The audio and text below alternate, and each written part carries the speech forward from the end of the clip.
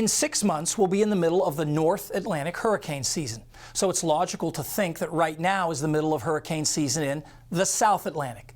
But you never hear us talk about such a thing, and for good reason. Tropical cyclones are very, very rare in the South Atlantic, and that makes what happened 3 weeks ago so interesting. Now, back on March 10th, an area of disturbed weather over modestly warm water off the coast of Brazil developed a well-defined surface circulation with relatively warm air near the center and some heavy thunderstorms around it, along with top wind speeds of about 40 miles per hour. In other words, it became a tropical storm and was even given a name, Anita, by Brazilian meteorologists, after one of that country's 19th century revolutionary heroines. Just how unusual was this? Well, the dots here mark the formation sites of all tropical or hybrid subtropical cyclones known to have formed in the South Atlantic going back to 1970, essentially the trustworthy satellite era. And no, you're not missing anything. There just haven't been many in the last 40 years. Here's one from March 1974. A low developed over the Amazon, moved out over open water and took on subtropical characteristics. The storm marked with an S on these old satellite images. In April 1991, a strong tropical depression or weak tropical storm formed off the coast of the Congo in the eastern South Atlantic and lasted a couple days as it drifted away from land.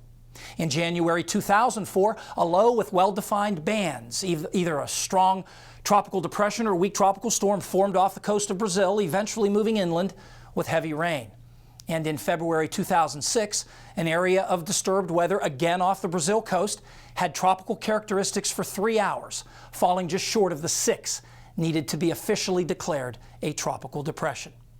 The only hurricane that's ever been observed over the South Atlantic occurred 6 years ago in March 2004.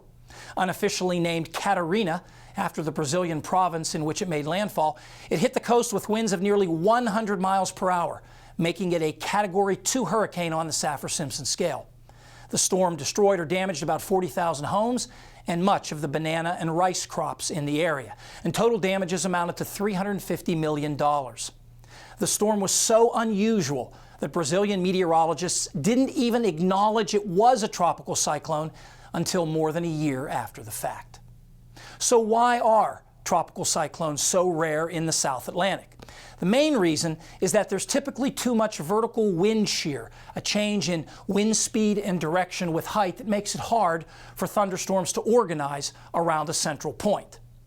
In addition, the South Atlantic lacks the disturbances that commonly roll off North Africa into the North Atlantic, the so-called easterly waves that often provide the seedlings for tropical cyclones to develop.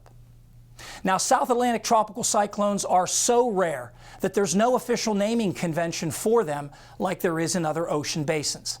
The names Catarina and Anita were chosen informally, more or less as needed. Fred is back with the extended forecast next.